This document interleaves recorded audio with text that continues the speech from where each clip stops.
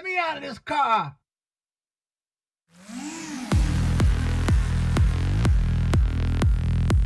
Bass.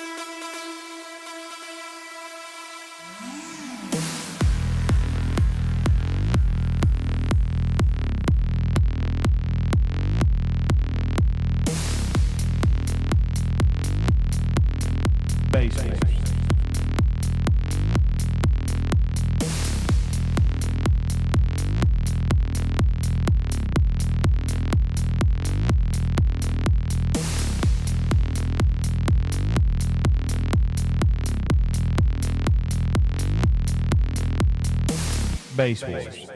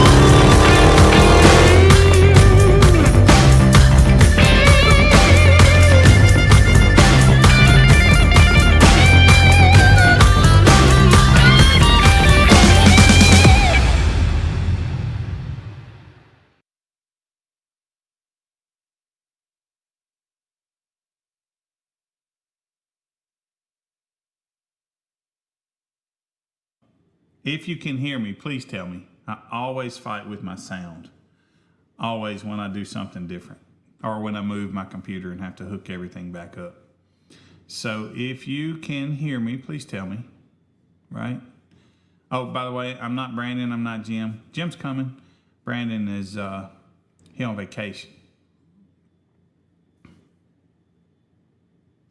Paul can hear me. All right, man. Thank you. That is awesome. So what's up, Paul? You're the only one I got, man. Tony can hear me. That's awesome. Yeah, I don't have the talent Brandon has, so you guys got to bear with me.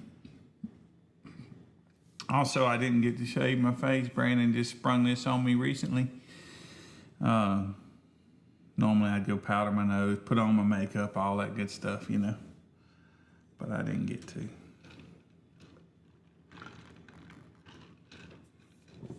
Hey, Courtney. So, this is kind of impromptu for me. So let's just start off, man. You guys got any questions? I certainly don't mind answering them, if you like. If anybody has any questions that want to throw at me, I'm down.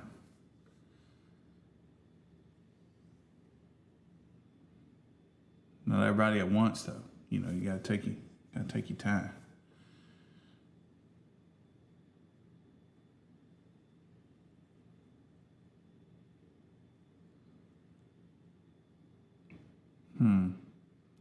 Well, I guess I could get a book and we could read together.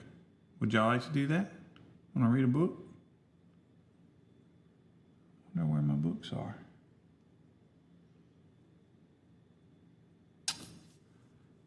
Bear with me. I'm going to get us a book. We're going to read. Let me see. I'm gonna just poke one of these little videos on you just while I get up and get this book.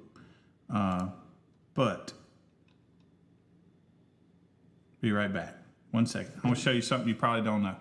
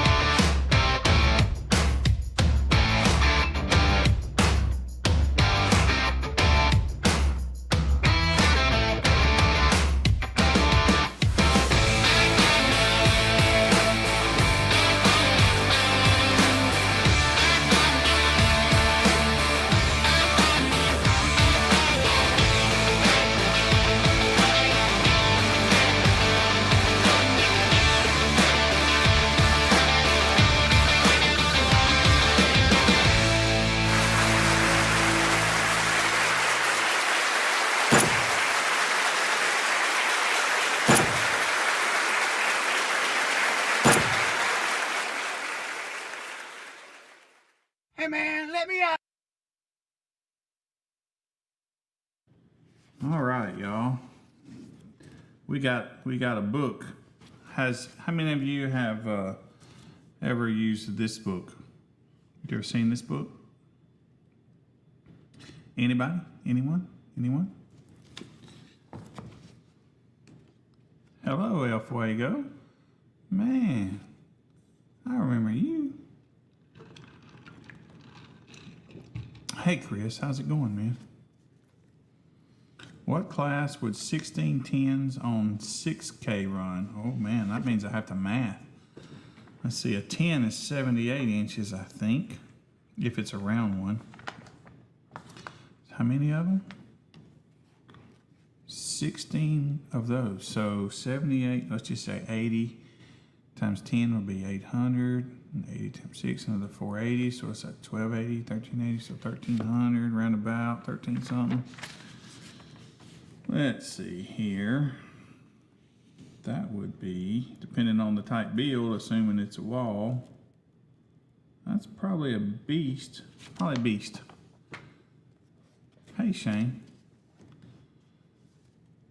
So seriously, anybody ever read this one? Giving away some good knowledge here for you if you haven't. If I can find it, there's something that most people don't take account in their box design, and I think it was this book that I got this from. This is an old book. This is it's old stuff, but it's a great book, man. It's a great book. Man, where is it?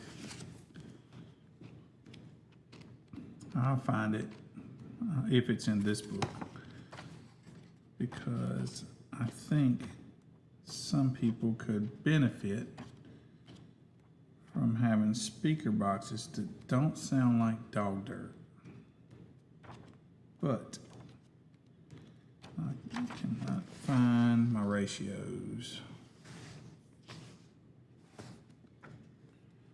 Yeah, Kenneth, you love it. I like it too, man. It's an awesome book. So what I'm looking for are those dimension ratios that are in here, but I can't, it's been a while. I can't seem to find where it is, where they are. But, dang, I can't believe it. I mentioned this to you and now I don't have it. To read the Car Stereo Cookbook. Yeah, that's a good one. I got it over there too. This one, this Car Stereo Cookbook, got it over there too. But this one has some stuff that a lot of people tend to not pay attention to anymore, and it is why, in my opinion, some of their boxes don't sound very good. Basically, there's a, what do you mean? What are you talking about? Help me out.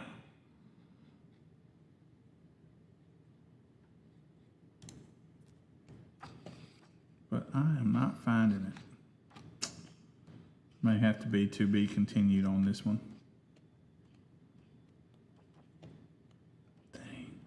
Because if I went over there to hunt what book it was in, if it wasn't this book, I don't know what book it would be.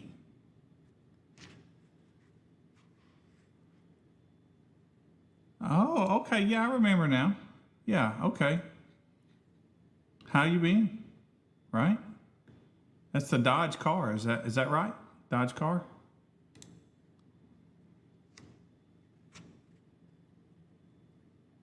Yeah, I think it was a silver Dodge car that you had, right, Kenny? Silver Dodge car.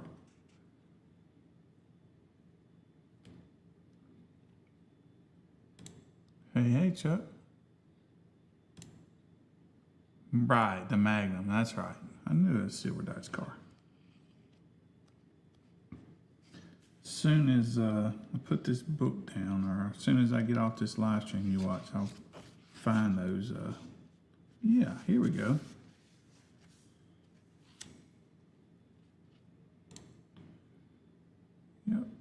Awesome. So, anyway, we got some people in here now. You guys have any questions, man, at all? You like to talk about anything Base Wars related that I could answer for you that maybe Jim and Brandon can't on the norm? They pretty much got it down, but you never know.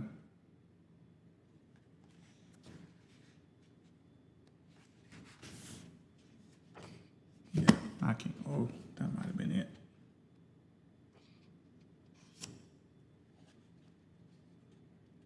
Uh-oh. Not good.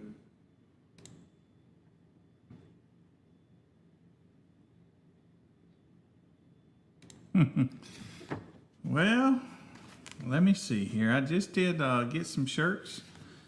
I probably could make another order for some shirts.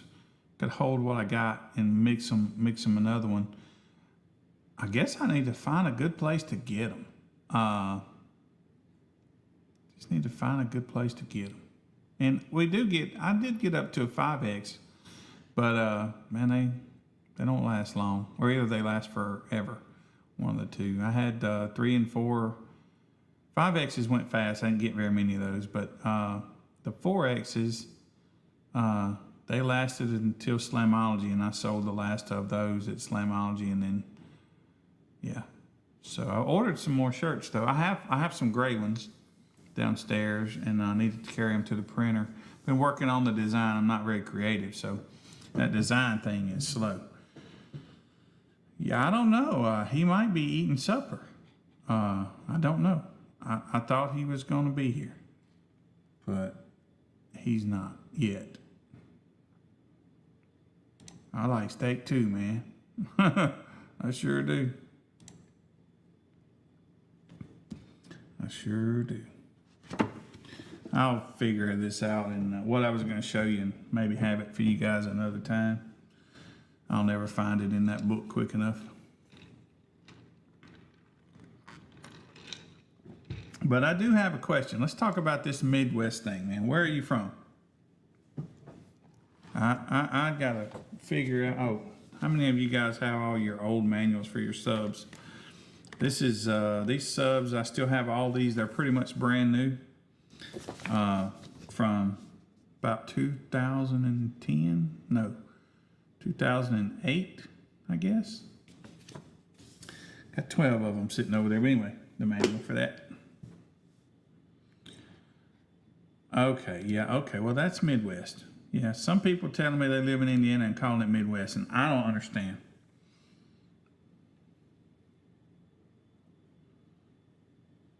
Right. Fourth order, 2 R's teams. B pillar. Uh-oh, same car? Boy, you guys are quiet.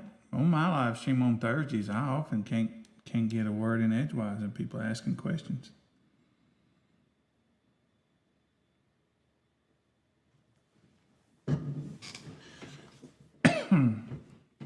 Well, I'm gonna ask you guys questions then.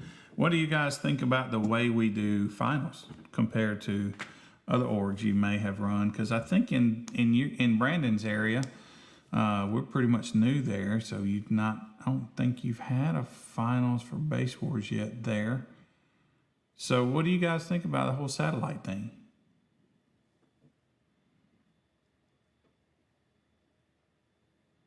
Right? Well, don't let it cook too long. You might burn them subs up.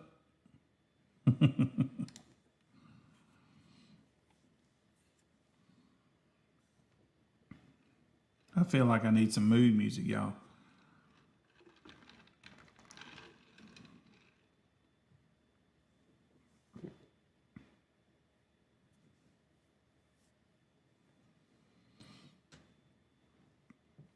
Yeah, Brandon's a little under the weather, so he's not here. I'm not sure. I sent that link to Jim, but he's not here yet either.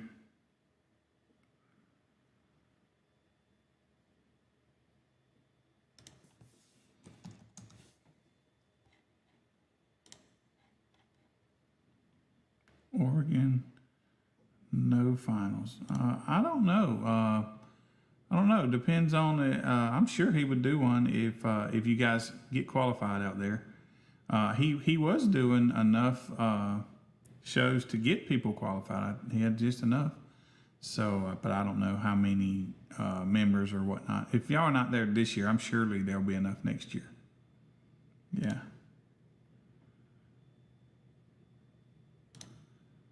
She says she's gonna let him come up for air on Friday, y'all. So there's that.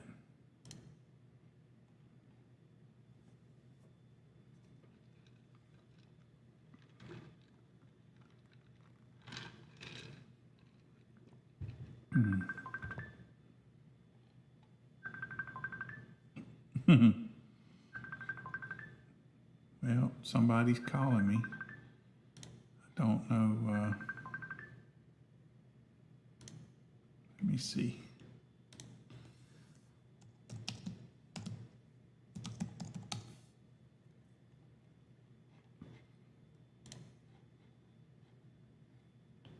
Not the surgeon. All right. Yeah, the surgeon will. Well, I told him he'd better be careful about letting you do that surgery. I suggested he go find a doctor to do it. But sometimes people don't listen.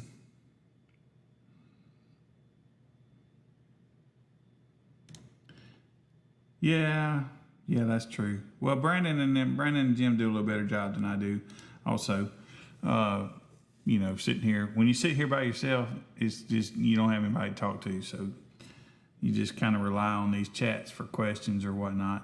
Or either you tell a story, I'm not a very good storyteller, or drink bourbon, and then everything's funny, so it doesn't really matter what you do. Or you dig a book out, try to teach a little something, but when you can't find it in the book, it's been too long since I read it. Shame on me. Cliff Notes.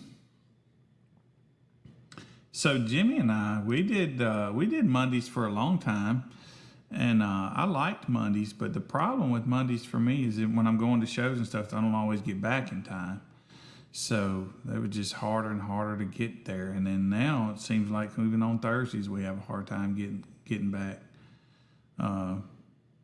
Getting them done on Thursdays too. 7 o'clock's the best time. I'm at 7 o'clock. I'm in Central Time Zone. So much later, and we want to go to sleep at, some of the guys will be 10 o'clock when we get done.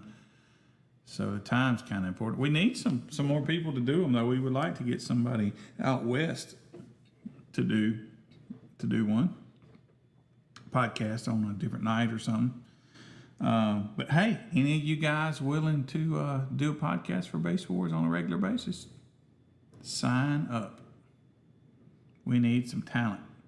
When I started these things, I was like, eventually I won't be here in front of the camera, and I'll have somebody else that is maybe a little bit more attractive, a little bit more entertaining, but I never found that person. I guess I'm as good looking as it gets, No, I'm just kidding. I figured I'd find a good looking blonde to do this for y'all, but I never did. They're all too shy. The females in the bass community are shy. When it comes to a camera.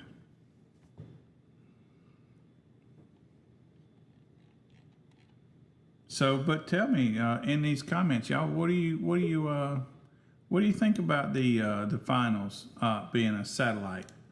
I found Jim. Hold on. No, I know. I gotta get something. Sound. Hang on. Sound. Right.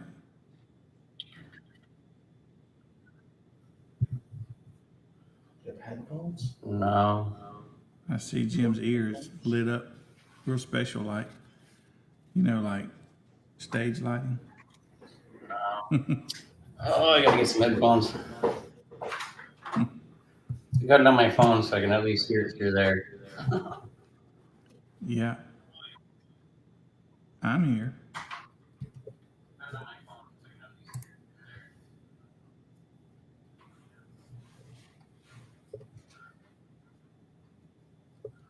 looks kind of like a Snapchat filter. Do you got black eyes?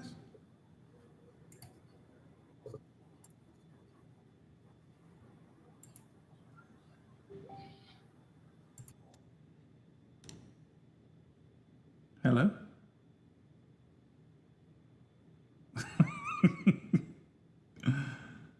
I don't know. You guys, do you think he's with us or what?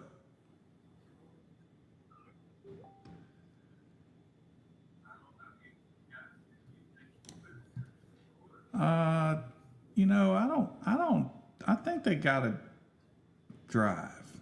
Nobody's ever asked, so we don't have a rule for that. So, I suppose, it could be pushed, but, yeah, I think it needs to drive. Let's just make it needs to drive. Yeah, it needs to drive. Okay.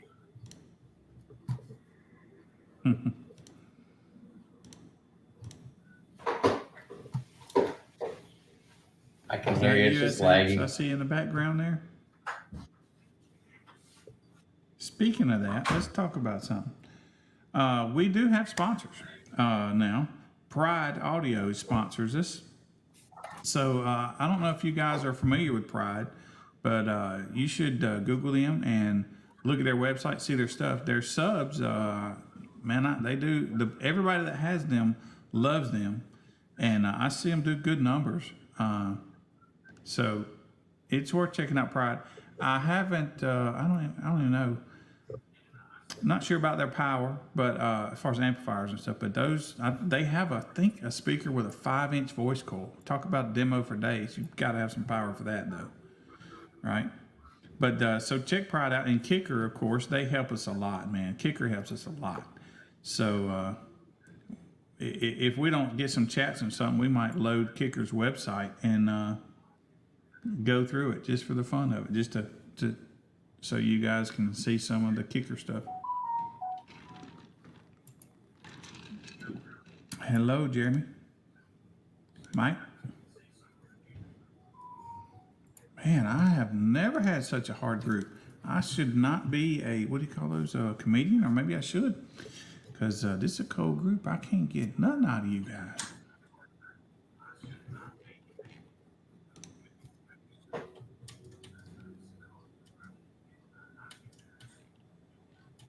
Well, let me just see here. I wonder what the potential. How many of you have ever gone to Kicker's website? I may mess this up, but let's try. Let's see.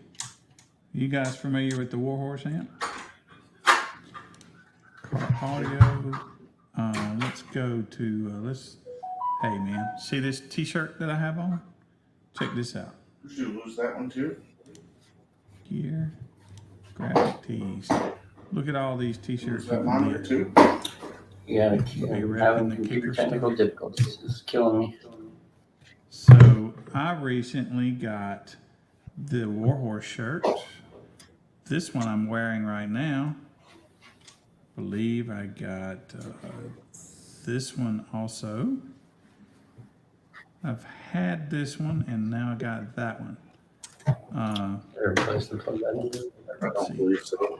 It'll be on the On monitor. here. Check out this stuff. Let's go here. Car audio subwoofers. I think this is everybody's favorite one.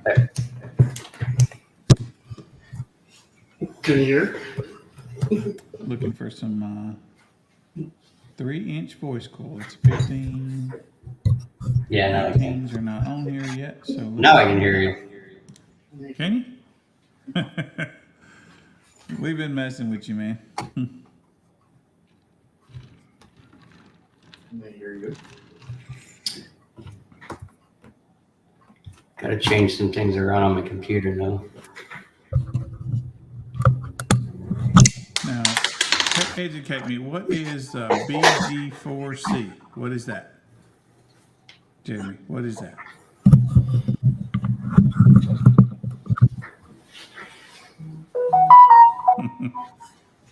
Breaking glass for clicks. Oh, that's cool. That is cool, It's so laggy with this. It sucks. right? So, let's see here.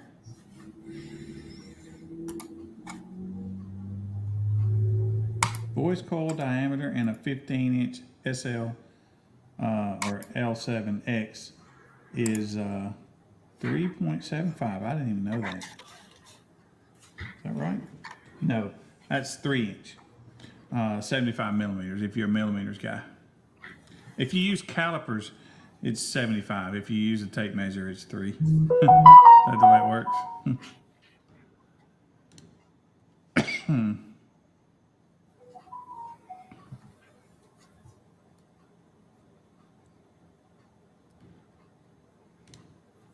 Okay. Whatever reason, I have like a space-time continuum lag. Huh.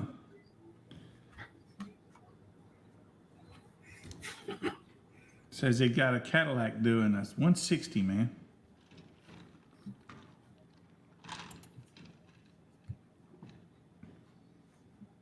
Says put your phone on silent. Maybe that works. I don't know.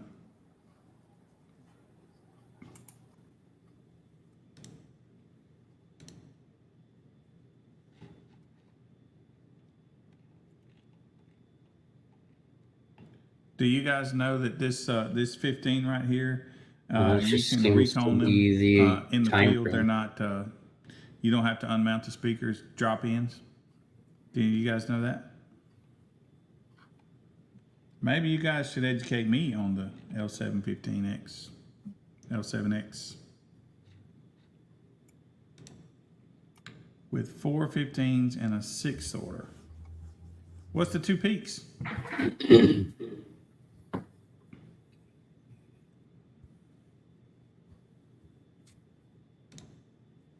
What's the 2 peaks on this 6th order? How long is that port? How much airspace you got?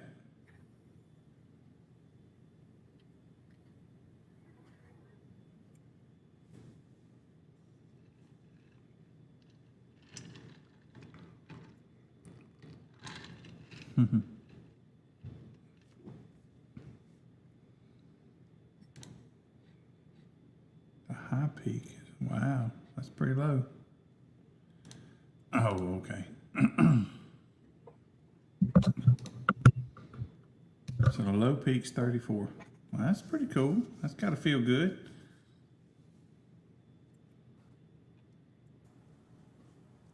The high peak might get you some numbers too. You never know.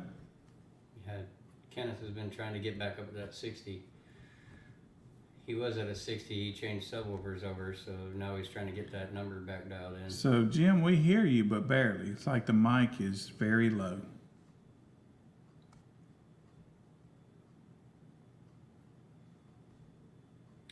Yeah, it's crazy. 2 hertz. Oh, 225. 250. Hold on. Hmm. Let me see. Tuned at 50. Cool.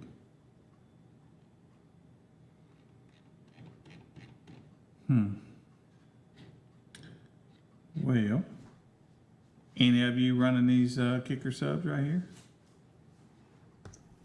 That one right there? Anybody? Oh, hey, hey James.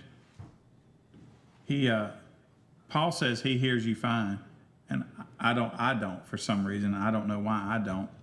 It doesn't matter so much about me, but apparently they can hear you fine. So maybe it's just something on my end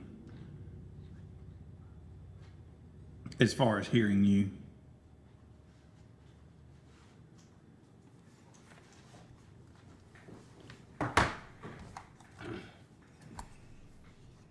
We're going to have some acronyms.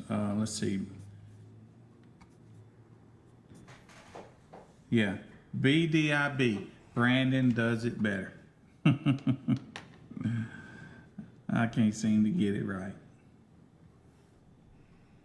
Oh, okay. Well, Kenneth says he can't hear you either. So Paul must just have some ears from an elephant or something. Big old ears where he can hear anything. Just kidding. So, What do you guys want for awards this year? From the Base Wars finals, what would you like for us to look at for awards? Do you have any preferences?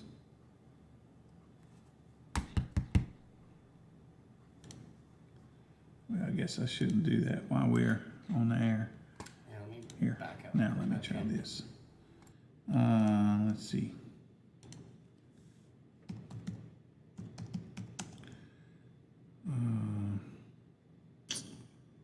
Where'd Jim go? Jim left. We definitely can't hear him now.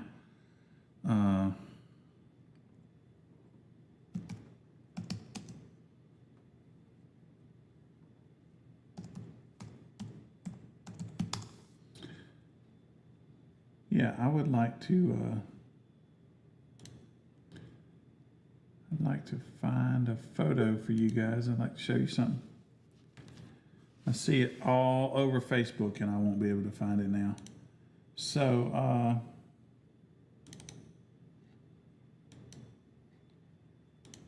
that's not really what I was trying to do. Here we go. I want you guys to see this. Sometimes people give us a hard time about awards. But hey, there he is. So I want you to notice behind me that they have their awards from the Olympics, right? Look at that. I think it's because of the way that I'm coming in through. I hear you now. You can invite my personal page. Yeah, we hear you now. But look at these. So that's probably an awesome award, right? But I just want y'all to know that even in the Olympics, you don't get so much better awards than you do at Base Wars, right? Our tag plates are bigger, right? They just got a little medallion in the Olympics, so maybe give us a break about our awards, right? That's what I think. Let's see here.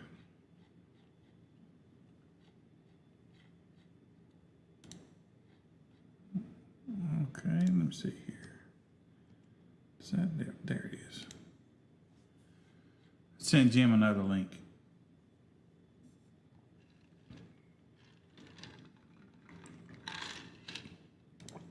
I bet Paul was messing with us. I bet Paul was standing there next to him. I bet he in the room with him or something like that.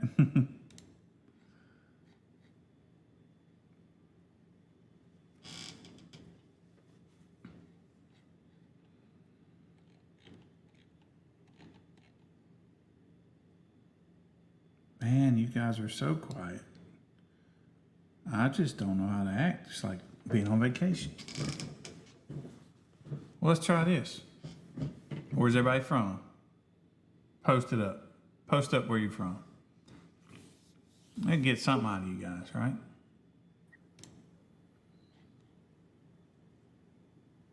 You got more light. Good there. I can hear you too.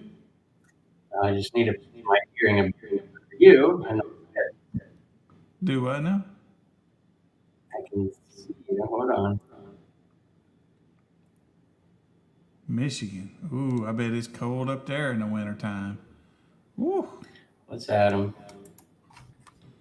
Yeah, I bet that's Mr. really Adam. cold. We don't like cold down here, man. Y'all can keep that. All that snow. I like it when it's about 5 feet deep. We can swim in it. Other than that, I don't like all the I hear slush you and stuff guys. getting my It vehicle sucks. dirty. That's irritating. You change my settings. Give me a minute. It's another Michigan. Man, both y'all cold, I bet. Is it cold up there or is it summertime? There we go. Okay. Is it hot up there? No, Yeah, I didn't think so. It's hot here, man. it's sticky here. Oh, yeah, it's hot and sticky. Like, I walk out my house through my garage usually, and my vehicle is parked maybe 10 feet outside that garage because it won't fit in the garage. And by the time you get there, if you hurry and get in the vehicle, you don't need to go back and take another shower. But if you get in the vehicle and you gotta get it cooled off, dude, you're gonna be wet with sweat. Like I was doing something the other day. I was wearing some shorts, and I was out there for 20 minutes maybe. Like my shorts were soaked. No, I didn't pee on myself. My shorts were soaked with sweat, totally wet. That's how hot humidity is here. Feels like we're a fruit roll up and you could just peel us up. Feels like what? Like you're a fruit roll up. Your clothes, you just peel them off you when you come out. Yeah. Not good. Yeah, it was not cool, man. Not cool. Nope. So everybody's in Michigan. So what do y'all do in Michigan? Why is it humid there? Is it humid there? Because you guys can't seem to turn your heat down. Dude, I ain't joking. I've been out to Las Vegas when it's really hot, and it is hot. It's much hotter than here. But it's like you don't sweat, so it ain't as nasty, right? I'd rather have that in a heartbeat than I had this. Yeah. That LA heat, man. I grew up in LA, so it's like sticking your head in an oven out there. Yeah. Well, I've only been there a few times, and every time I've been there, the heat wasn't a time of year for the major hot. But also, I talk with Richard pretty regular out there, and so, man, a few hours difference means 20, 30 degrees difference too. You know, in one spot it can be 80, and the next spot it's 110. Just close to one another. No, we don't have that. We're just hot everywhere. That's the one thing I miss about Arizona when I was down there for college. The nights in Arizona is absolutely beautiful, though. Yeah. And where? Arizona. Arizona, yeah, okay. Yeah, at night it's absolutely beautiful weather. You know, 10, 30, 11 o'clock at night, it's calmed down. It's nice. Yeah, we got a guy in Phoenix. I hadn't been out there to do a show with him yet. I need to. But, yeah, I hadn't spent much time in Arizona. Covered in sweat. Yeah. I went down to Indiana to help Rick move his stuff Friday, and that was terrible. Up and down stairs, in and out of the air conditioning, into the heat, into the air conditioning, back and forth. Boy, that was rough. Man, now and I don't know if you guys experienced this or not, but I played a video when we first started, and then when I got up to get that book of Jamie Bieldraowski. He competes with us, and I don't know exactly where he's at. I don't know if he's in one of the Dakotas officially where he lives. I see him in anywhere Jimmy Pittman's having a show usually. But he told me, I think he's in the Dakotas, one of the Dakotas. But he told me that, man, it's so cold up there. It's like when you first crank your stuff up, your amps won't come on. You got to warm your vehicle up before the amps will come on. That's too cold. That's too cold. Yeah, it's like us up here in the wintertime. Yeah, he was definitely talking about the wintertime. Yeah, it's definitely cold out here. We get a lot of that moisture on the equipment. Let me pull up Google Maps. I wonder. What's up, Mr. Paul Denny? Anywhere in Michigan. I'm pretty sure I've been to Michigan before. Yeah, we have beautiful weather up here. You know, during the summertime, it's really beautiful because it's not crazy hot, but we do get sticky days. No, I hadn't been to Michigan, man. I have been up to Pennsylvania playing pool. I've been into Ohio doing some different things. I've been in New York, which I was really surprised. It was a lot of trees there. I kind of expected nothing but buildings. But I have not been to Wisconsin or Michigan. Awesome. Father and son are in here. Hello, Teresa.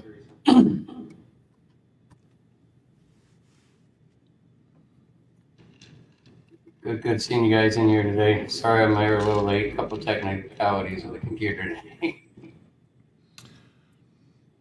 Yeah, I was, Brandon hit me up to do this recent, I don't know. He hit me up earlier, but I didn't see it till about 6:40. I was like, oh yeah. He helped me out Thursday night. Yep. Jimmy and I couldn't be there, and so I hit him up to do that, and he did. So figured I'd help him out tonight. He didn't feel good.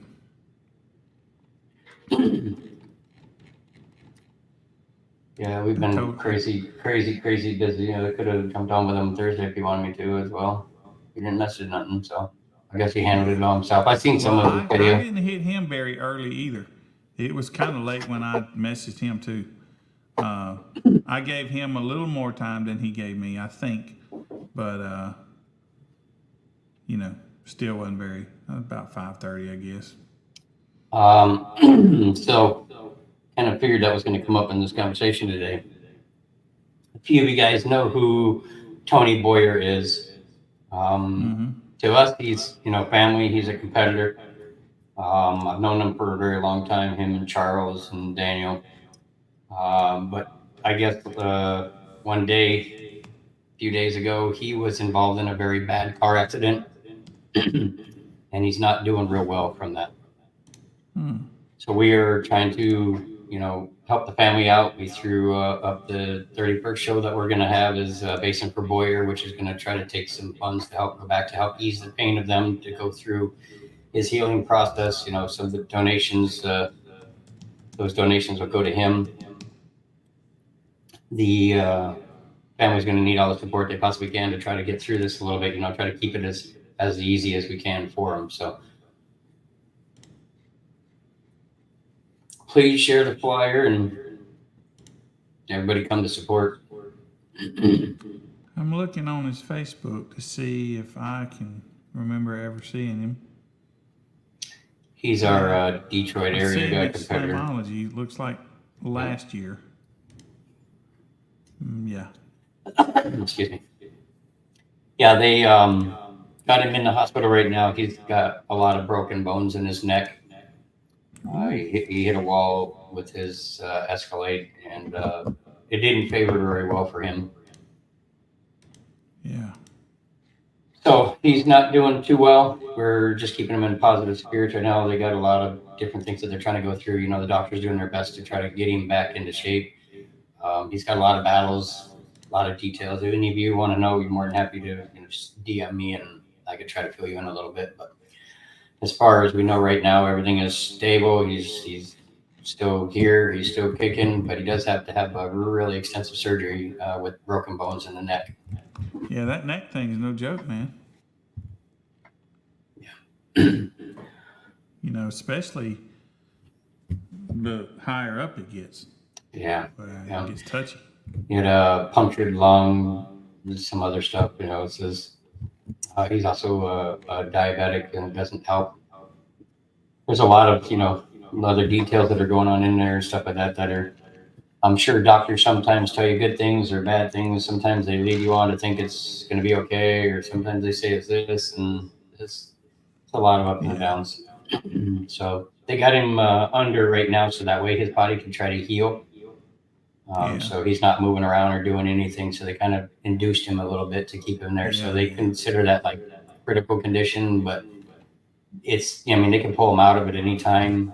I was on the phone with Charles the other day, and he actually opened his eyes and started to look around a little bit. So then they had to go back in there and, pretty much put him back out again. So, but yeah, it's definitely not a good scenario, and we definitely are sharing prayers for him and hope for a great recovery. Yeah, that recovery would be tough, man. Yeah, he's got a long road ahead of him. Yeah. Because you don't even realize it, but when you get in a bad wreck like that, for years and years later, you still hurt. Yeah. And some hurt never goes away, Right. Some stuff don't even show up till years later. Yeah, it's a crappy situation at any point in time ever getting into an accident. Like know that I've never been in one severely. I've had somebody rear-end me pulling into my driveway one time. And that's about as far as I ever want to take them. Yeah, I've been in a couple of them. They hurt. They hurt. I fell Thanks. asleep one time driving a Mustang. Had the cruise set on about 90 and hit a the center poles of a bridge. Yeah, that really hurt. It took a year to get over that. Can't imagine that being any good for the car either. Yeah. Oh no, there was no car left. And then another one that was that I did that was also my fault. Stupid me. Was I was looking through a telephone trying to find a phone number. The only thing I saw was a bumper coming at my face. And that was from a F-250 or something. I was in a rental car because I had hit a deer in my car. Right? And so, yeah, man, I looked up.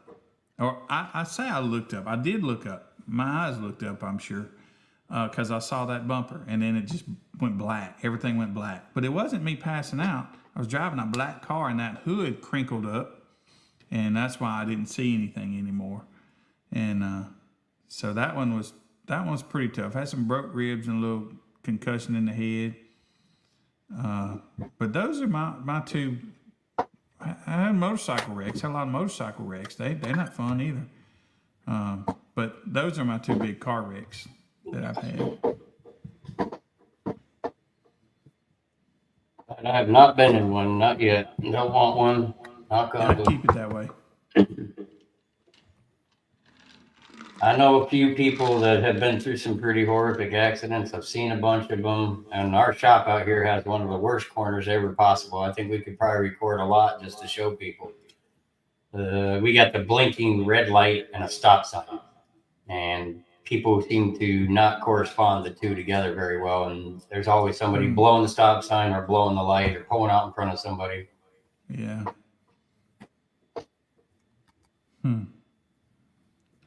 Yeah, them bridge ain't friendly. Uh-oh. What? Yeah, I was coming around a curve on a motorcycle one time, and there was a ambulance and stuff where there was a wreck. I was probably doing 150, and there wasn't no stopping, especially while I was cornering. It would have just thrown me up, and then, anyway, so I wound up just taking the field, and that was a bad idea. But at least it didn't add to the wreck that was already there. It didn't hit them. Let's see. I was going on the interstate one time. I don't know how fast, probably 100, 125, I guess. I did a wheelie, and I went through a dip. Yeah, that one hurt too. Yeah, I won't do that no more. Yeah, we live and learn, man. I bet your insurance company really likes you. Well, that was all before I was even 21, I think. Yeah. Living wild at a young age. Yeah, man. I used to didn't go anywhere under 100. I'd get on that Hayabusa, and it just never saw almost anything under 150. 150 was fun to cruise, Right. 100 anyway, for sure. But at 150, you got to kind of be careful. If you raise up, if you're not holding on, it can take you off the bike. Right. So, yeah, I used to just do that all the time. It was a blast. I'm gonna get another one. That's when we'll start coming up to the shows on. Sounds like you need to have a Not prom. 150 though. Maybe Yeah, just 100. You need like a On pit that bike, doing 100 is like doing 50 in a car. Just seems slow. They do because you're so maneuverable. Yeah. I don't know what about it is, but it just seems slow as Christmas. And if you have to do the speed limit, oh my God, that's horrible. That just makes you angry. Yeah, especially in traffic. Yeah, and also, so like right now when it's really hot, you don't really want to be riding a motorcycle. That ain't cool. Weather-wise, that ain't cool. I mean, because it's just hot out there. So I never was one to really wear jackets and stuff in the first years. I did later, but man, you put them jackets on, it's hot, and when you stop for traffic, it's like, ugh, let's move, people, let's go. The heat of the bike comes up on you too. Yeah, that's right. I'm gonna get one though. I got the bug. Stacy, Greg Kelly, I hit a bridge on black ice. Oof. Yeah, yeah. I bet they have. I bet they have a lot where he is. You know. That black ice is not a joke. I don't know if I've ever experienced black ice. I mean, I've hit ice before I didn't see, but it, you know, down here is not very often. It's not very much. Mark Schneider. I think they got a new Hayabusa out. Yeah.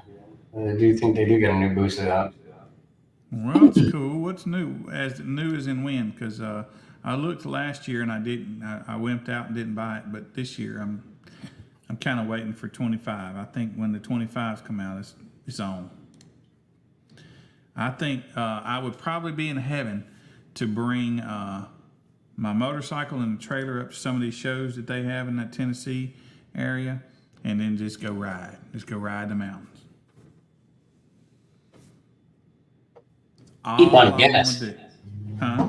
Keep on gas, nice and easy ride, enjoy the time.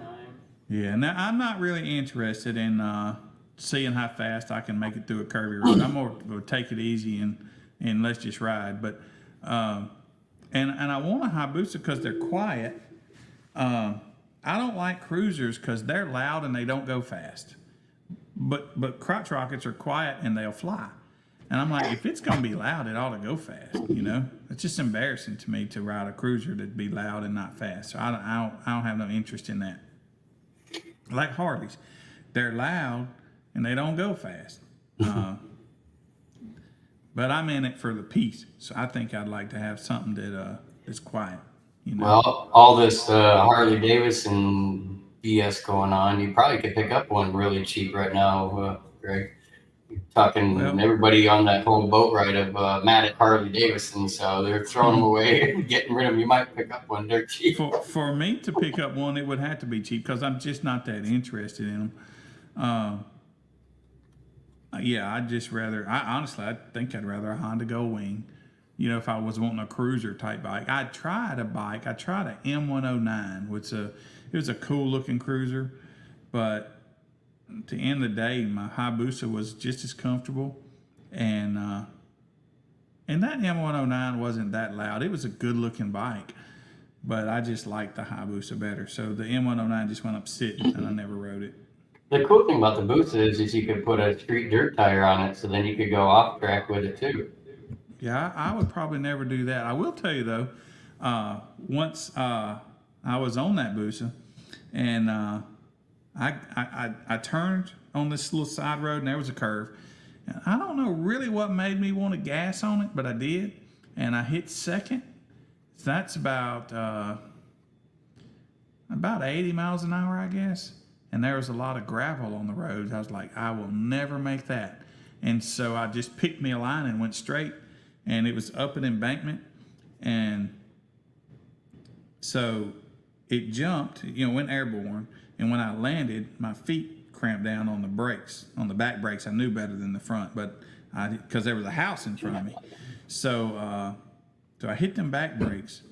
And anyway, I don't know what I hit. Wound up telling half the bike wound up in that lady's front window. It was embarrassing. It was really embarrassing. Well, I'm not sure if that was over there, just turn or whatever, but it's not on. And then the one button on the side over there, you can press it a couple times. That makes it a little brighter. Yeah, it might be. I've never. They're all on. The one that I have ridden was a. I'm up there. It was a cool bike. It was a sporty one, not the sport, but it was a. Dang, what was that thing? Such a good looking bike too. You said Harley's like riding a sofa. Wasn't a Sportster. It was an aggressive looking bike. They don't make it anymore, I don't think. Man, it was an awesome looking bike.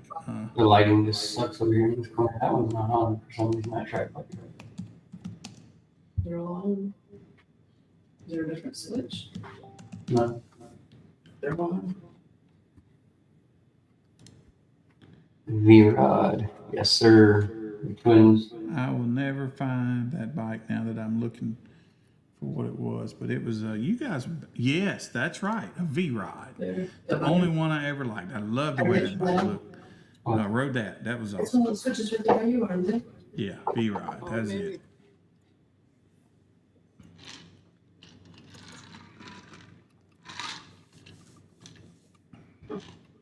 Yeah, I could probably get into riding a Harley.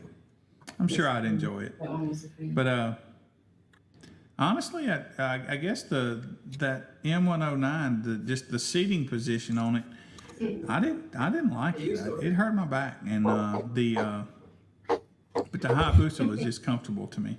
I rode my Hayabusa from Jackson, Mississippi, to Nashville, Tennessee one time. That's normally an 8-hour trip, and I made it in just a few hours, but.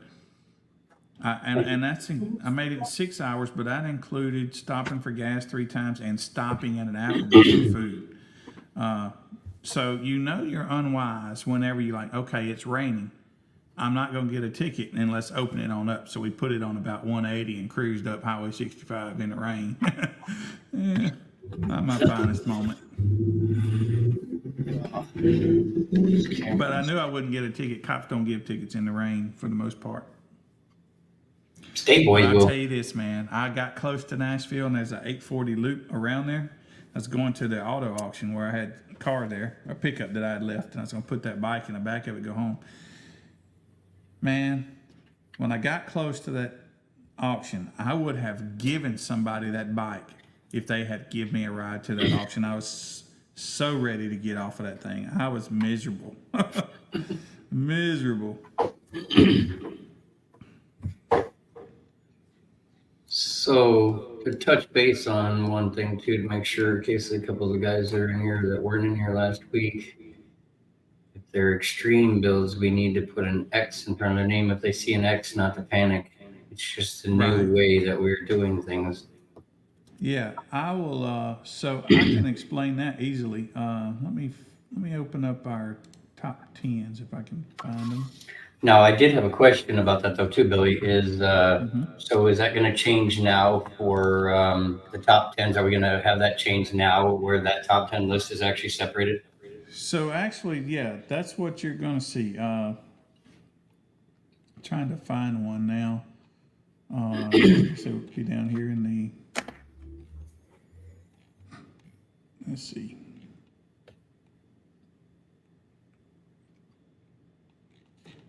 They might be spelled. Yeah. Okay. So what we got going on is let me. That's not right. Or is that right? Okay. Let's try. Hey, I'm gonna knock you out for just a second. You should be able to hear everything. Let's just try and make this bigger. Mm-hmm. So, boy, you can't see that at all. Is that the right? Yeah, okay, it is. Let me see if I can make that bigger for you guys. Okay. So, all right, what we got here? Extreme.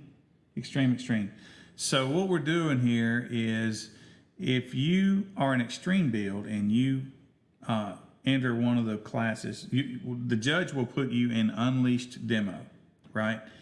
And when they put you in unleashed demo, the judge will write your name and they'll put an X in front of it. And that says this is an extreme build. All right, so when we get the data, we will put you in one of these classes right here. And you'll have your own top 10s, Now there's going to be more to put on here. We've not gone through everybody that has the that has extreme builds and put them here yet. I did this. There were several people that were active right now with this, and so I went ahead and just kind of did it to get them off of the regular classes. So, but anyway, that's what we're doing. So you will, you have it on the top tens. We will offer these classes right here at finals, the extreme for finals, you know. Next year, these classes will be in the term lab under that pro section. So, so that's what's happening. So your judge will run you an unleashed demo, and when they type your name in there, they'll put an X. That'll signify to my son, really. He's the one that does our data, but it'll signify to him that this is an extreme build, and he will just take that class and put you into the one of the extreme, whatever frequency you peak at is how he'll know where to put you. Now, the reason we have to do it and we just can't make those classes right now is there's a couple reasons, but one biggie is we just don't have that many spots in term lab, right? We just don't have many spots. So we're gonna take out a couple classes that nobody's running this time, and so next year these will be classes, and this will probably round out our classes for the extreme builds, or the pro categories, because the pro categories, we've got trunk wall and no wall, we've got a stock and an unlimited.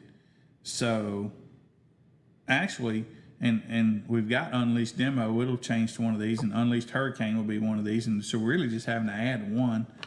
As far as that goes, the rest of our classes will probably stay the same, no change.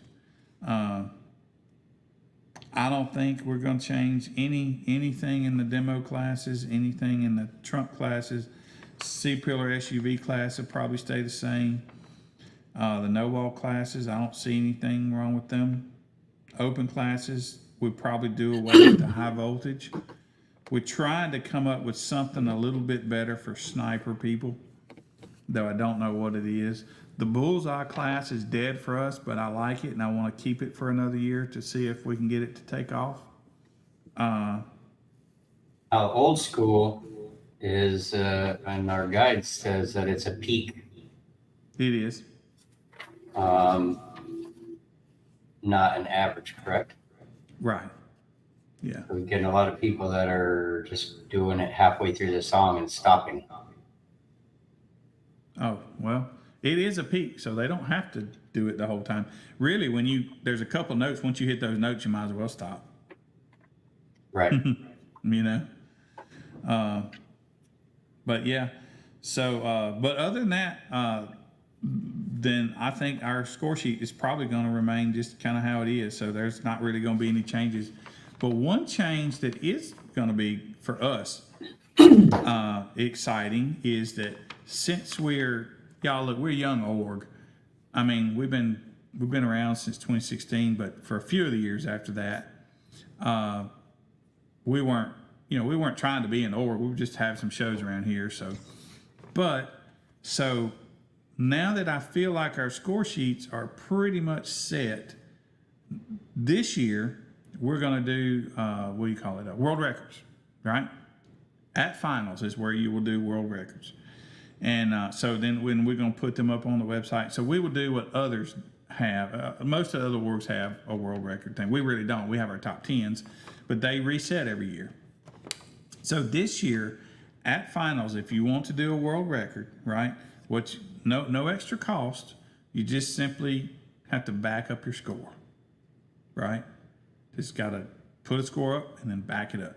And then we're going to make a web page for it, and those scores will be there forever. And, the world records the next year, it'll be a different page, And that's kind of how we're going to do that. So we can get a little bit of, I don't know what you want to call it, Clout. Prestige to the org a little bit. A little more clout for the competitor. Yeah, a little, just, because what has happened to us in the past is, let's say we had one for stealth. We had a world record for stealth, right?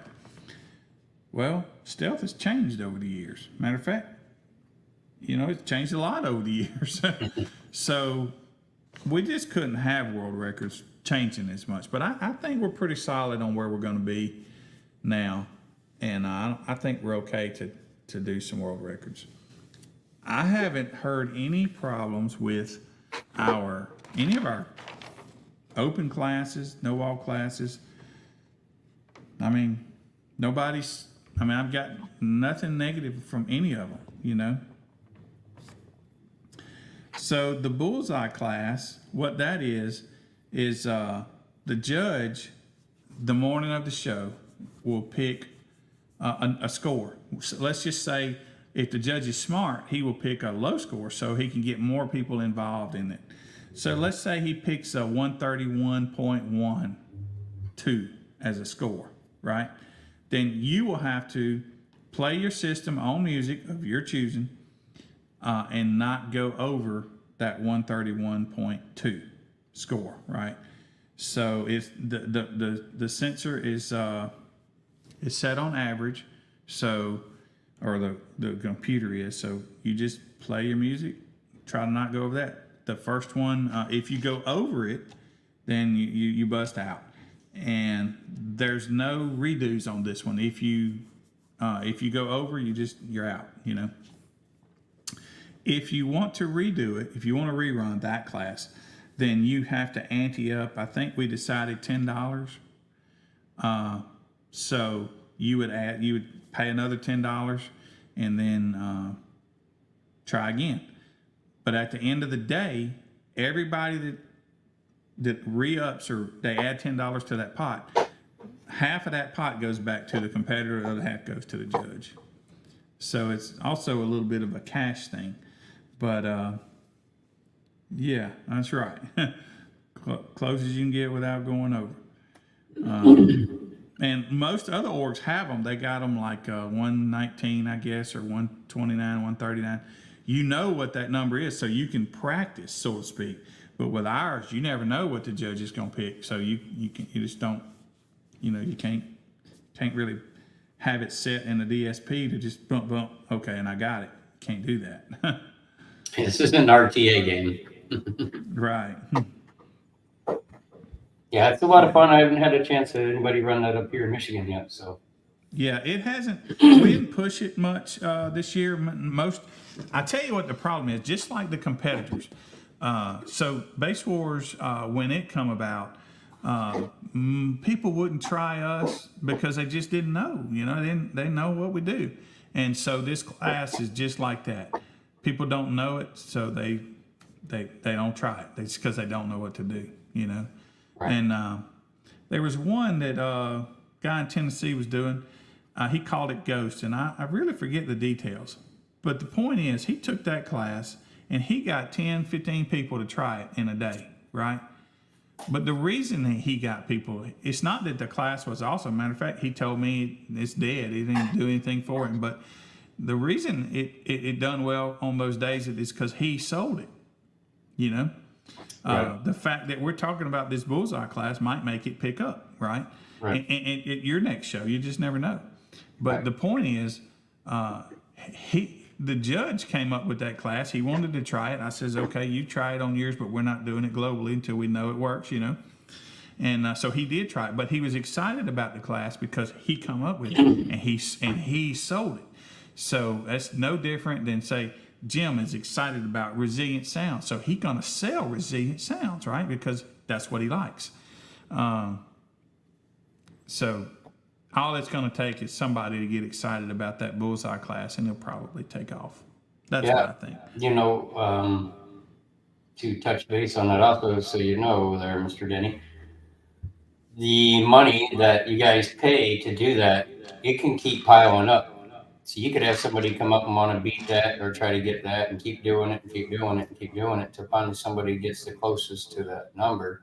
And when they do, that money that you guys keep paying to come back into that goes to that money.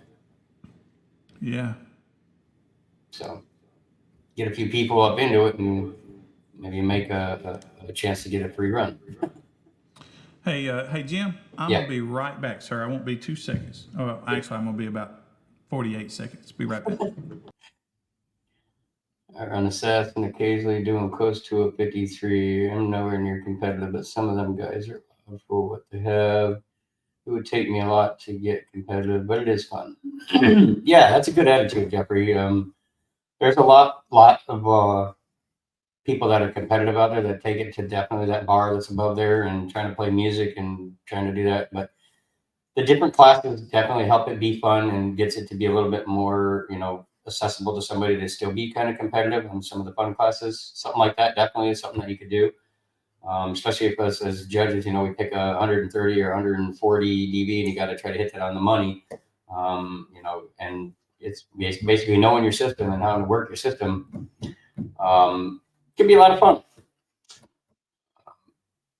Ultimately, I guess, if you look at it, every bit of competing, whether you're top notch above it or best at it, is a lot of fun. Getting a chance to come out and put your system to the test and running it. And you never know, even them big guys one day are going to come out there and send subs or blow something up, and you might be the guy that's right underneath it. Turn around and take first place. It happens like that at Worlds a lot. So, but we appreciate you coming out. Definitely, even if you're just coming out to hang out and chill with us, we appreciate everybody coming out. Fuego. Here's the thing, at finals, someone in his class could have a failure. Yep, and B. That's what you're saying, Greg. You never know. you just like the lottery, you're not going to win if you don't try. But if you got a system that's doing decently and you can change some things around and move some things around, certain things will work, certain things won't. Some classes might work really well for you. Maybe try a class that measures at 6 feet away or 1 foot away. We got both those classes for us. So you could maybe you're really loud at the mirror. Maybe you're really loud 6-8 feet away or something. So getting out there and doing that, definitely gives you a chance. Jump in the crowd loud, as we call it. That's a lot of different things. The old school, which I talked about a little bit, is playing Dirty Diana, regular old school song. A couple different songs we have, but you can play that, and maybe it's loud for that. With it sealed up and on the glass. There's a lot of offerings for sure. That's called old school because back when those 3 songs is the only choices we had also, right? And so when you see world records from 1992, you're like, man, I can beat that with a pair of 8s. Well, you can, but can you do it playing Flashdance? Right? Sealed up on the dash, So. Not rebase, correct. Yeah, that's right. That's key. Yep. An original cut. Yeah. I know that first little couple tone hits, everybody's trying to catch on to that and get it where they're knobbing it and making it peak. Yeah, so. There's a couple two times you can hit that note that matters. The rest of the times doesn't matter, and but you just hit it then, and that's it. You can try on the rest of it, but it ain't gonna work. Just those 2. And we also have port wars. So you can always throw a mic up there at the port and see how that works for you too. Port wars is kind of like a disease, man. So when the first person tries port wars, then everybody jumps in and wants to try it. Makes for a fun day. Especially when somebody sees 170 come out of their port. Right. Oh. Right. I think we had the loudest score on TermLab ever recorded at 187.5 on a port score in Virginia. Huh. That's when you look at them and say, now just to get that to come out of that box. Right. Yeah. I know a lot of people, it's just like anything else. Some people will challenge themselves, and that's what they want to go for. That's what the class is for, right? Me, I just think of Port Wars as just a fun thing. But there are some people that totally concentrate on Port Wars, Yeah, you had Carlos doing Port Wars. Same as like his kick, he was doing it in there, considering that as a port. Yeah. Well, yeah. But even Carlos, he didn't get close to our guy that had that wall that had the 415s and did 187.5. Yeah. I think is what he did. It was in Virginia. Is at Joey Bryant's show. Now crazy. He had a wall, he had a port, and he extended that port up to the sensor at the front windshield. Right. Port War. So who cares where it is, right?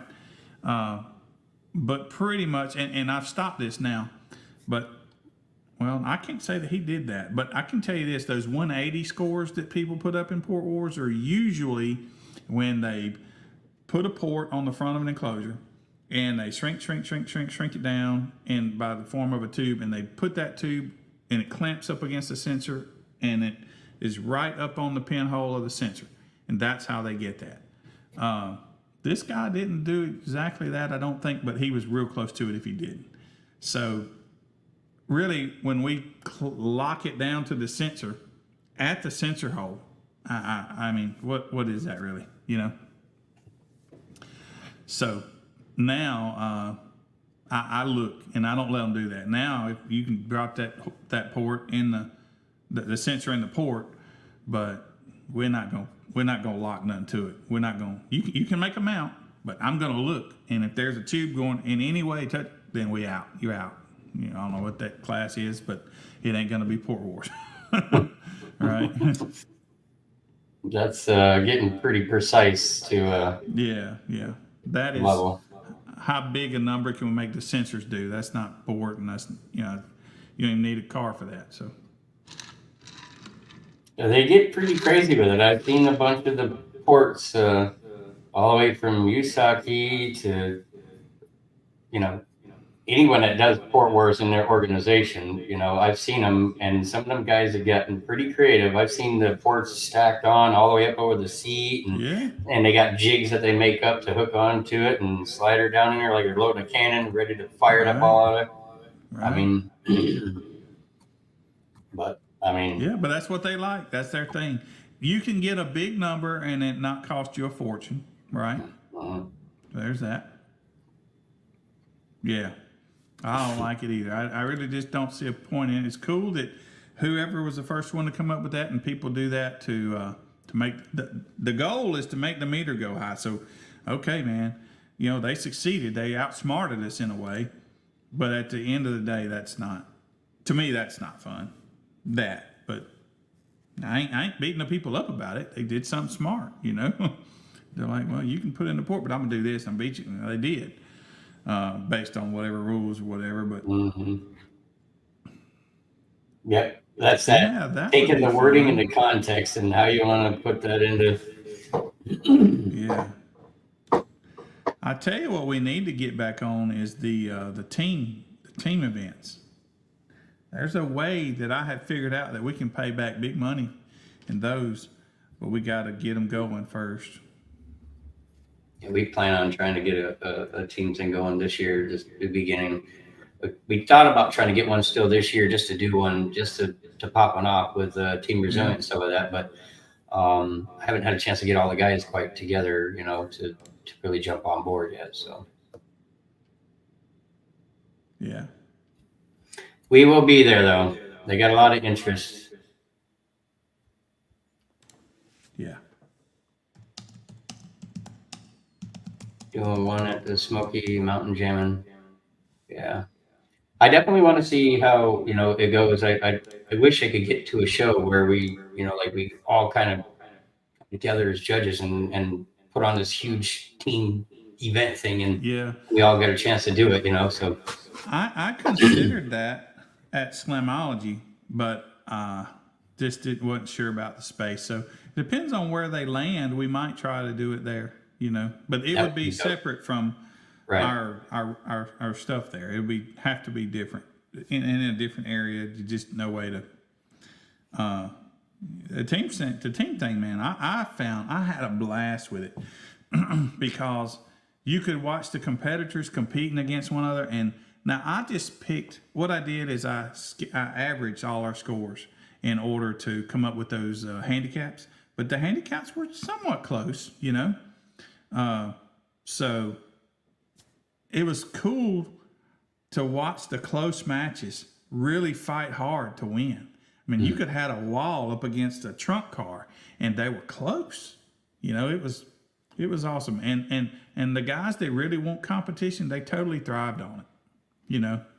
I that's the one thing I do miss, that that competition, it isn't competition if the numbers aren't really close, you know, like get it close, you know, that really makes you want to push to be better, you know. And there's a lot of people that just give up on it, like, bro, you could do it. Just get in there and see it. And that Yeah. would help, you know, with that the handicap would give a chance for someone that's a little guy to still be able to compete up in there, and Yeah. you know, then they feel And the thing about that handicap is, man, like I said, I took that from an average, but in the end of the day, let me see if I can pull something up over Greg here said show to you. go live on the next one. Are you going to be the one that goes to the next one? Aren't you, Greg? I don't think we have one lined up that I know of, unless we did one this year still. I'm gonna share something with you right quick. You guys, it don't really matter if you see this real close. I don't need to blow it up, but if you'll see this, these are the scores right here. Go ahead and blow it This up. is Team Flex on 'em Ryan. Okay, so these are in different classes, or probably not. I'm not sure, but let's just say Team Flex on 'em Ryan has these scores right here in music average, a music average class. Okay, and let's go ahead and just say that he has all these scores after we've done enough team events to where these are his team event scores right here, right? So the average of these scores will be his handicap, right? Instead of just the type of build that we have for handicaps. Now, the handicaps that I come up with was only because we didn't have any history on these competitors. But once we have history, so once they start competing in the team events, and we get a history on them, and let's just say this average right here is a 160.4. Then when he pulls up to somebody, his average is his score is 160.4. It's kind of like bracket racing. And then let's say we scroll up here and he's going to go against Ryan Sample. And let's say Ryan Sample's average is 157. So that means, I don't remember the other score I gave, but so he's spotting at 3 or 4 decimals, but it's based on your average, not on your type of build. Those scores will be really close then, and they will have to fight for the win every time. Every time they will have to fight for the win, because I'm not stupid enough to not think that people wouldn't sandbag a little bit. So what I would do is just toss out, say, the 3 highest scores and the 3 lowest scores, and just use the middle 3 scores as an average, right? Do that for everybody, and but like more scores, so that you wouldn't want to just so you couldn't sandbag on me all year type deal. Right. But so that is where it will go. But we just gotta get it up and going, and but I think that will bring so much more fun back to what we're doing. I just had an idea. Write it down. Yeah, I need to, because I'm gonna lose it. So if we have a spot in the I term do lab, that, man, every time. I got me this. You know, I need a notepad to remind me about my notepad, though. if we have a spot in the term lab next time. All right, so if we did this as a single class, all right, let's say we took Ryan's sample right here, since we got him right here, right? Say we take Ryan's scores, and let's just assume this is all the same class. I could scroll over and see it probably is, but yeah, they're all Warlord, right? So so if we took Ryan's scores and we averaged all of his this is a Burke class, okay? We don't care what class it is, but this is a Burke score. So if we average those numbers and we give that number to Ryan, and Ryan pulls up and does a score, and let's call it the class. We're gonna, just for easy, we're gonna call it team class, though it ain't really a team, right? But just for easy speaking, that's what we're gonna call it. This class is called team. So Ryan pulls up, does a 157. His average is that 157. All right. Let's see. And then let's say we have somebody pull up let's say Ryan pulls up and his average is a 157, but he pulls up and does a 157.2. Okay, so he's 0.2 to the good. Now let's say we have, let's just pick another name. Let's say Master Wheel pulls up, right? And Master Wheel, his average, let's just say is a this easy math, let's just say is a 160.1, just right? And let's say Master Wheel pulls up and does a 160.09. Well, Ryan would win because he was 0.2 to the good. Will would lose because he's a little bit low, right? It would take a website that would have these averages on there for the judges to be able to access, which is not a big deal. But that might be because you wouldn't know who's going to win until the end of the day. And this is one thing I say to you guys that you guys don't get to experience the fun is when you go look at you can look around the parking lot and you know you win or not. But when something like this goes on, you don't know. And that's the way it was back for us in the 90s because we also had to do, install, sound quality. We had to do it all. And you didn't know who won. I mean, if you were very experienced, you might know. And if you knew the judges or whatever. But you didn't know who won until they called your name out. So, Minus the there's people that always were that was repetitive exciting. competitors. But this would give that excitement back to the competitor. Smoky Mountain Jamming is a 2-day show. He was talking about trying to do this down there with you.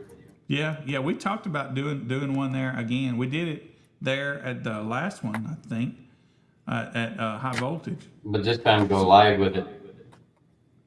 Yeah. Yeah. Yeah. I think it'd be a good idea because especially with us other judges out there get a chance to be able to see it. If we go live, it'll save it. We can always go back and watch it anyway. Yeah. Well, as far as the judge goes, man, it was pretty easy. This is the way we did it. Is I don't think I have any of those score sheets handy. No, I don't. But so there's a team captain. The team captain will come sign up, right? So you get all the entries from the team captain, be it $150, right? And then so you're done with all the paperwork or all that stuff before it starts. That happens before it even starts. So then the rest of the day, you're just running cars and just writing the scores down or whatever. But it was a pretty easy day on the judge. To me, I found it a lot easier than running a regular show. So that's a whole separate show altogether, though. Instead of running a regular show, it's just a dedicated show just for that team Yeah, I event. did it there. I was nervous about doing it there because I didn't want it to take from the lanes, right? But as you can see from this comment right here, I just saw one, but I can't find my cursor. Wanted to do a 2-day event. Right here, didn't have enough time to hit the lanes, but I planned it. I was just worried. I didn't want to cut Greg and them out, Eric and Melissa. I didn't want to cut them out of anything by doing it. I was nervous about it, but most everybody got to both lanes, but got to do both, you know. But it does need to be you're not going to run a show, I don't think, and then like a show up till 3 or 4 o'clock and then start the team event at 3 or 4. That ain't going to happen, right? There ain't enough time. Because you got to plan for, each one is 5 matches. So you got to get those cars moved and get them lined back up, and they got to have some time to think who they're putting on who, So there's that. Jeffrey's comment. Yeah, that's exactly what I was just talking about with the average thing. Let's see, the louder, the closer to dial in wins. Well, that's definitely an interesting. It's not a bad idea either. Rapid racing. Yeah. Now, would this be the same as what other orgs do, calling it qualifying? Yeah, I guess kind of. I'm not sure. I don't know. But A that's a good qualifying idea. round. Yeah, that's a good idea. I like it. It's a little different because he's saying that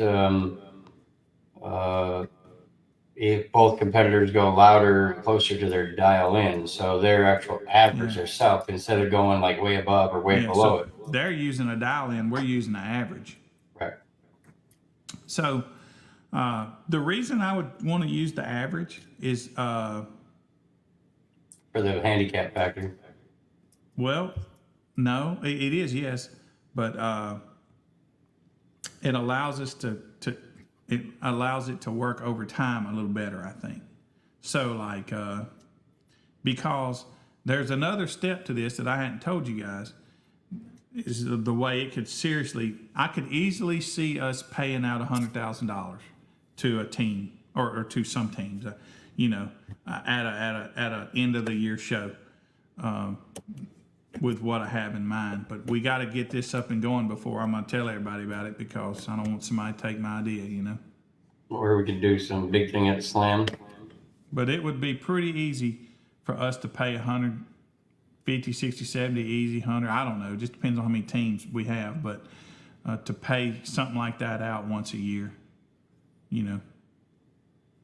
that's a lot of money, man. Ultimately, what you're doing is you're basically pre-setting up a show by getting it prepaid, preset, picking 8 team members to run. Whether you run, all 8 of those or not, you juggle them around whatever way you want. You run Yep. 5, though, is what actually runs. Right. Run 5. So how much time do we need to give before we set up a show? Like, do we give okay, so 30 days and then the next show? For now, I think a couple of months is probably good, just because it takes, because you got to get a whole team there. Now, listen, let's be clear too about a team. A team doesn't have to be a team that is a official team. So, like, you could get me, Jim, Greg. We could all be standing around the parking lot that day. Oh, we're gonna make a team and join this thing. You can do that, right? So don't let the whole team official throw you out. That being said, yeah, I'll just, the more time you have to promote it, the more teams you'll get, But I wouldn't do it without at least probably 5, 6 teams. We did 8 teams. We had 10 teams. A couple of the teams folded up to start. But I wouldn't do it with just a few unless you're just trying it. I might do it with 4 teams to try it. But So you're saying, though, it could be, big enough where we pay out, let's say, a couple teams or whatever. That would mean that you'd have to compete against other teams in other states. So how would that come about? so the payout comes from if we get the whole country involved, which I think is doable, right? And and we save some money from each one of the shows and then have a finals, if you will. But I have all the details worked out for it. So that To would be where- like, we could take in Michigan did a team thing, and then the winner from that one, and then Ohio did their team thing, and the winner from that one, and then we go there to would brackets be from there. regionals, and there would be regionals, and then there are finals. But But as well Yeah, as I you can think- only compete for one team, though. You can't compete for right. multiple teams. Well, hold on now. You can only be on one team in a particular division. So, like, let's just say you were running some teams up there, right? Then, okay, yourself could be on one team and one team only. You could also go down to somebody else's area, say Brandon's, and be on a team there. If those 2 teams ever in a nationwide finals or world finals were to meet up with one another and you're on both teams, you have to choose which one you're going with. And then you have to stay with them the rest of the time. So you can't choose this one and be on this team and then this one go into a loser's bracket, if you will, and then go help them later. No, once you choose this team, you're not on this team anymore, right? If you sit it out, then you can proceed like you were on both teams. You couldn't do the regionals basically or the ending unless you picked one that stayed with it. Do what now? You couldn't go on to 5 different teams and basically like, oh, that team sucked, and they're gonna go down to another place and try to jump on their team. Oh, that team sucked, and then you go to another one and that one wins. Then anything else that's behind it, you couldn't join it and be a part of that again if they came up on regionals. Right. Yeah, you could. Once you participate with them against one of your teams, whichever the team you don't go onto, then you're off that team for that little short time, for that tournament or whatever. Right. That could cause some conflicts. Like, no, man, you said you were on our team, but now I'm over here. Well, the reality is people nowadays are, back in the day, we had teams, but so if there weren't as many classes, but if I was to field a team, right now, if I was in somebody's position, I was going to field a team, I would field one person for each class, and that's how we make our team. Now, this is a big team, Before, we didn't have that many classes. You could only have 7 or 8 people on a team. And then once you got all the classes filled up, well, guess what? You can't be on my team. You can be a water boy, You can scrub the cars, but you ain't competing with us because our team is full. Nowadays, it's not like that, But if I was to field a team, I would put one in every class, and once that's full, that's it. Sorry, we love you, but can't be on the team. People do it different nowadays, but that kept team members from competing against one another. That's how we did it. Yep, now everybody competes against everybody. Yeah, and and like I was saying, is everybody also knows who's going to win unless something happens. So you don't have that excitement. If I can figure out a way to make this class easy, using these average scores, that could be a cool thing, and it could be a cool thing. I have to work out the details in my head. This note that I just wrote is not going to work because it don't make sense. But maybe I can go back and watch this and try to remember what I was thinking. Innovation is always good, and Hello, inspiration is awesome. Yeah. We definitely have a lot of good guys that are competitors and a lot of good team members that are out there that are trying to be, into each class and do different things. I do believe in having a team that has a couple in different things because maybe this season, somebody did a change on their build that took them above the person that we already had on the team. So having a couple people, in those classes competing throughout the year, and someone's got the drive or the push more than somebody else, that's the person that you're going to take to do something like what you're trying to do. And, like, hey, appreciate everybody else that's on the team, but this is the number that we need to go with. But that leaves that open though. If somebody else wants to change their build or take that build to the next level, like, okay, well, hey, I can do what he's doing and I can be louder. Well, then do it. So that would help because then they're going to see the fact of, hey, man, they're using him and him, but I could be the same guy. That helps push your team up another point. So yeah, it's pretty good. Yep. Now, are we doing that team thing for demo classes too? No. Too open for too many people judging by ear? That and time. Time would probably. I mean, it could definitely be. It could definitely be done. If there was some interest, we'd make a way. But I don't know. Everything takes I time. think it might. Everything takes time. Yeah. The idea I have, I really would, if I could get that idea off the ground in the next 2 years, man, there would be some people totally loving what we're doing, and they would get paid some good money back. But just getting it off the ground is the hard part. We have spoke about it here, so we're going to try to get some team being that, we're trying to be on the national side, and that makes it easier with the states. So. Yeah. I do have a question though about regionals and states and stuff.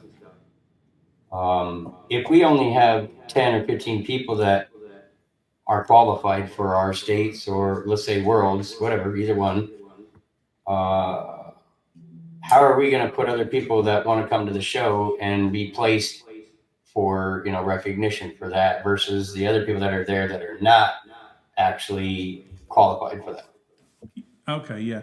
So what I would do, if you don't think you're going to have very many people, I would just split that day up. I would say, okay, up until this time, we're going to do finals. And then after that, we're going to do a kickoff show. That's what I would do. Used to, we didn't have that many classes in the term lab. And so I would put all our classes regular in the term lab, and then I would put finals and then the name of that class after. And so if they came up and they wanted to enter finals, boom, I just clicked the finals thing. If it was not a finals, I clicked the other. So you guys don't have that option. So you either would have to have 2 term labs, right? And just know which one to put them on, or cut one off at a certain time. Which we do have 2 term labs, so we could make that happen. Yeah, that's what I would do. Yeah, you're probably right, and that's probably what we'll end up doing then. Yeah. Yeah. And then what about like when we do worlds? We had talked about demo wars and stuff like that, and I know you're trying to make it easy for everybody to be competitive, and you had talked about like regions and stuff like that. Whatever we get into it, that is something we're going to do next year, right? You guys can do a regional this year if you like. I hope you do, right? But as far as worlds goes, or finals, you have to, if it's a in-person judged kind of thing, you're gonna have to judge it in one place only, same judges, right? So basically, what we were talking about before, what you're referencing right here is we were gonna just do away with them at finals, right? So and that's what your regionals would be, right? But if we do that, then let's say they're in your area. Well, okay, they're still your regional champion, but there's not a finals champion. So I just don't think we kill it at finals.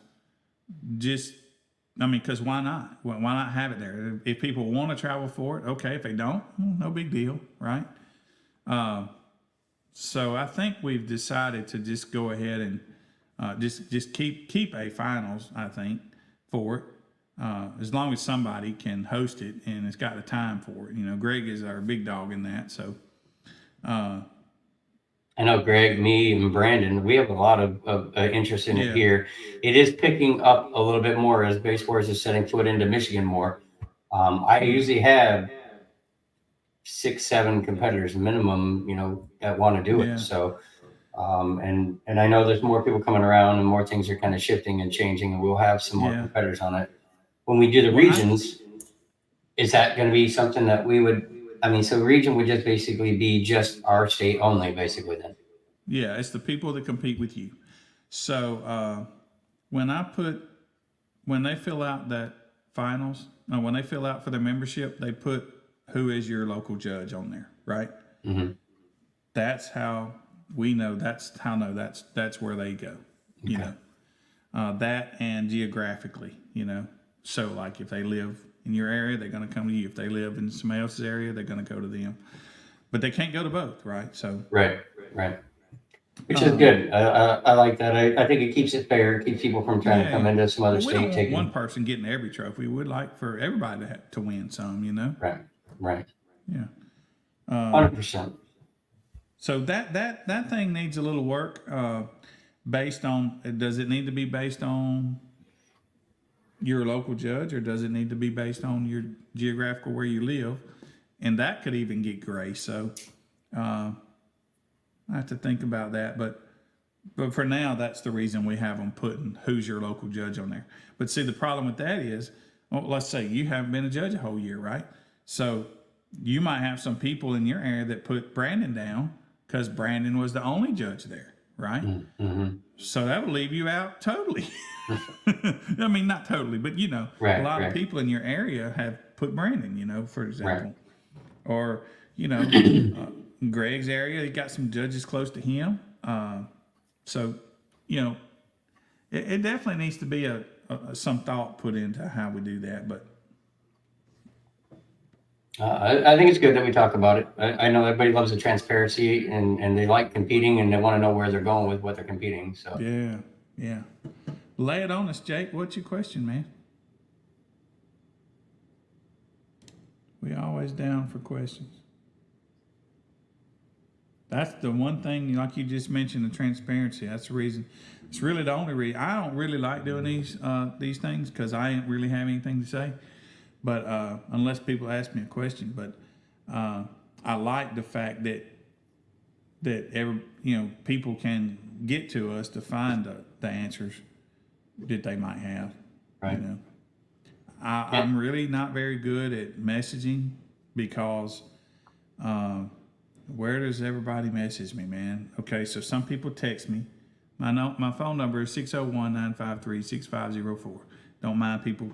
Prefer you call, but text, okay.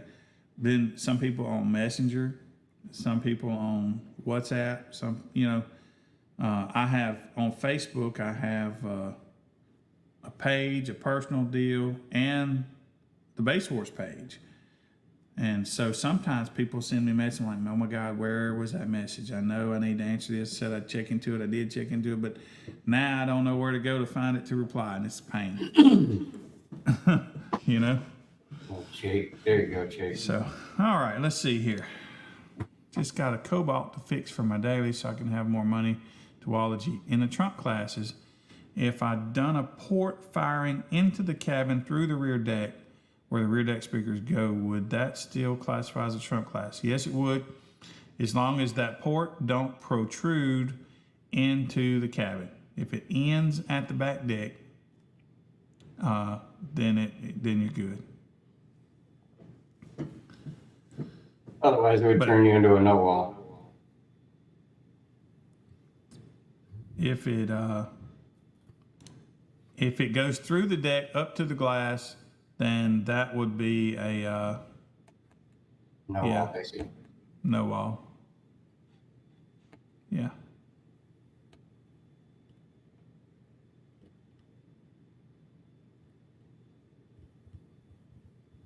Yeah, come right up to the metal of the back deck. Yeah.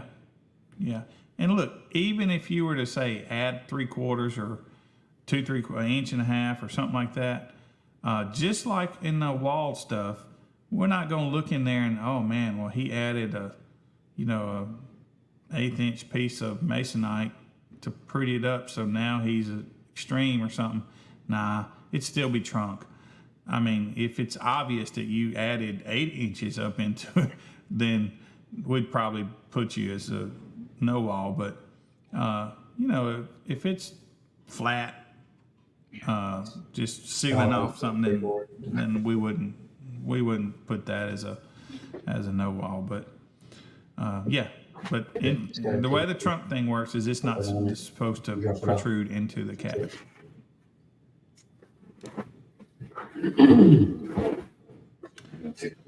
All right, sir. I think I'm ready to call it a night. What do you think? 10 o'clock, we get ready. Yeah, it's 10 o'clock where you guys are, and it's 9 o'clock here, and I'm going to eat supper. All right. Yes, sir. It was good seeing you again. Yep, Thanks for answering some questions for me and them. Yep. Jimmy and I are going to be on Thursday night. We plan to talk about. I don't even remember what we were going to talk about. It was something good, though. Oh, we're going to go over qualifications for the people that might be qualified for finals. So, like, if you want to know if you're qualified, you hit us up in the chat. We're going to open up a document like this one right here. Matter of fact, let me just show it to you. There's a couple ways we can do this. Can you guys see? Do I need to blow it up? All right. So see this right here? This is class assassin. Jim, give me Yeah. a class that you are familiar with somewhat. Bandit. Bandit. All right. So we pull up Bandit, and so here this is a number of shows that these people have been to. So if they got 5 or more, they're qualified. So right here, starting right here at this cell, these people are qualified for Bandit right now. Now all the scores are not in here. The ones in the last week are not in here yet. But so and I can take and scroll this over for each class. So this is, I can select it and look at it right here. But I can also scroll over and look at all these to see who's qualified and who ain't, right? That's one way. Another way is, this is what we had to do last year, and this is what we've been doing this year, but let me show you. Okay. So here are the names, of course. This right here is how many entries total they have with us, and this is the number of classes they're qualified for. So we can scroll down here. Okay, somebody qualified, are they? Yeah, so Brett Arsenault is a good example. He's qualified in 4 classes. He's had 38 entries, right? So we can scroll over, what we do is we would highlight that so we could know which one. And we'd, all right, well, he's good in Beast. He's almost in Cyclone Wall. He's got 4. Hot Seat Wall, he's got 1. So anyway, we're going to talk about this kind of stuff on Thursday. So. Paul Denny said, can't that be public? Do what now? Can that be public? The problem with it being public is I have no way for you guys to interact with it, right? Like, Because it's a spreadsheet. You know what I mean? Yeah. I've been working on that. So what I'm doing is I'm gonna reach out to the guy that makes this thing. Y'all, this document right here, so far we had about $2,800 spent on this spreadsheet right here, right? It does a lot of things. But, so I'm gonna reach out to him and see if there's any better way I can lay this out to where I can make it public, where people can just scroll. Basically, all it would take would be like our top 10s for him to, do it by the 5, limited here. And so we could have basically this right here, but you guys are on your telephones, man. You're not going to scroll all the way across this thing. It goes to all the classes, right? So I just got to come up with a good way to do it. But this is the problem, is if I upload this to the website, if I put this on the website, share it to the website, whatever, you don't get to choose the drop down. There's no way, right? So, and I get nervous. This document right here this is the end all be all document for us. So like, if I were to hit right here, if I was farting around and I accidentally typed 190 in there, whatever, or 120, it's changed. It's changed on the website. It's changed everywhere. And I don't have a way to fix it unless I realize what I just did and I fix it right now. But like, if I was to change that score and come back a week later, I would have no clue who it was, where it was, or what the score was, and it's just done. So that is part of the frustration of people in their names. Now, Dan O'Brien has been fixing a lot of these, but a lot of here's a good example. See Flex on Boom right here? This is Shannon Boom. So he asked me a question about some of his stuff earlier today. And I looked under Team Flex on Boom. I looked under Shannon Boom. I couldn't find him anywhere. I was like, well, okay, let me try this. So, and this is what I wound up finding. So it's just kind of a pain, but Yeah, there's no way for you guys to. If it gets entered in wrong or we spell it wrong, because what we see on paperwork is what we end up putting down. And the mind tells us to write what we see, even though we do know our competitors. Some of us just put what we see, and if it's wrong, there's that, but they also give you different names. So Andrew right here, now I don't know if he's been fixed or what, but One minute they're Andrew, the next minute they're Andy. You know what I'm saying? The next minute they're team so-and-so Andy. It's not a good way. So we tried to go through the member number, right, to use it instead. And did not realize that we had a problem. I really wish I could, let me see. I'm gonna unblow this up for a minute.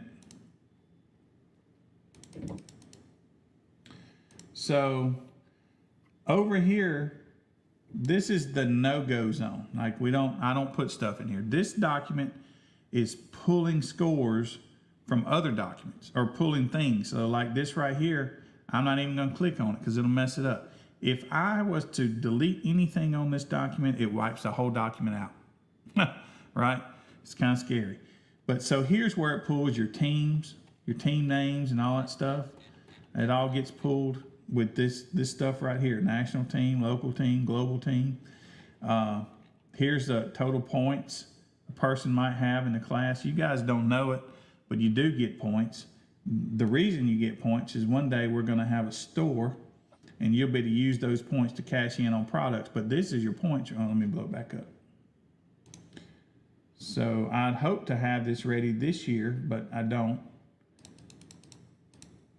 So right here, this is your points. It's first place gets 10 points, second place 5, third place 3, and you get a point for just entering.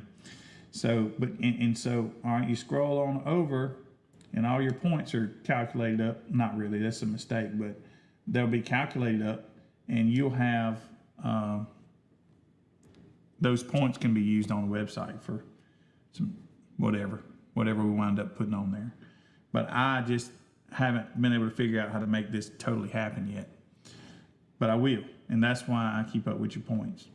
You don't need them, you just need 5 shows, but later it will go to points. And at that point, we probably won't ever do it, but we may go to, at that point, if we went to like, what do you call, single, double, triple points. I never seen much good in that because to me, that just says I suck as a promoter. I can't get nobody to come to my show. I got to entice them with a whole year's worth of points to get them to come to one show. And to me, it just is ignorant. Not a good business model, in my opinion. So we probably won't do it that way, but a double point show for your extra points to buy stuff on the web or whatever is probably doable. I missed this. What is he talking about? Do you know? I don't recall. Oh, Your scores that you're looking at. But then you can't interact with it, and the reason I don't do it is because this is the scores. But let me find that right here. Man, on your telephone, you would lose. I promise you, you wouldn't have the option for this to stay still. I don't think you would lose track of what. Like, so in this, I don't think you can lock all this stuff on the phone. So, you don't know what, like you wouldn't know that that's Monster, unless you counted the columns and stuff like that. It's just not good. That's the only reason. And so unless you use the same program on your phone, right? So that we could just do this, but then on the web, you can't interact. You can't push the thing. And the reason the judges don't have this is because if Jim is sitting there looking at this document right now and he changes it to crowd loud know all, well, if I'm sitting here looking at it, well, it just changed mine on my end too. It's it ain't individual, and so that's kind of the problem with it. But I'll come up with something. I don't know what, but I'll come up with something. well, if you could do each individual person as a file, then they would be able to access that with their number. Well, yeah, that's past me. I don't know how to do that. Right? Even if that's what I want him to do. Maybe choose a member number, let's say, up here. Right. And what all is that guy qualified for? Right. That I bet he could do. Right. I bet that's doable. That's for, because then you're going off that number and whatever is put onto that number would show it all on that one file.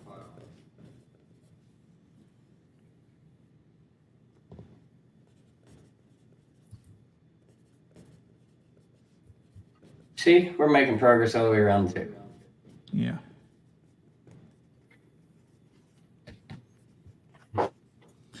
Yeah. This will one day be a website. I can't wait. Much more reliable.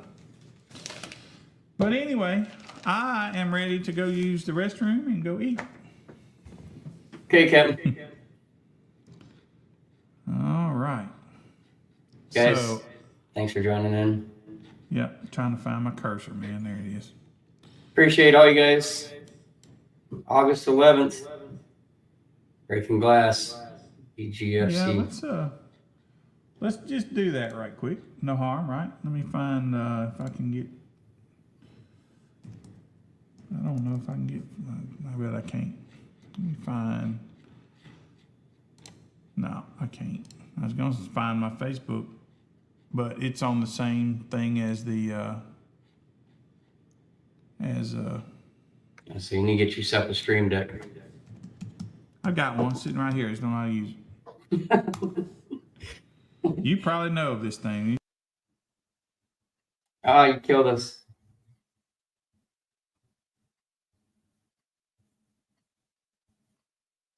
No voice. I can't hear you.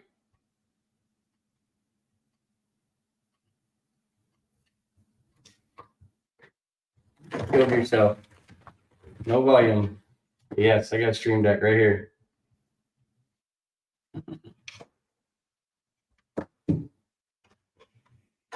Yeah, you killed your volume. I can't hear you.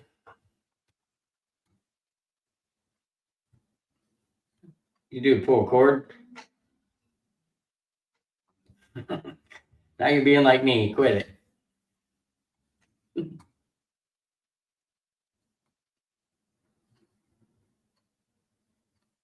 That's one way of saying gotta go.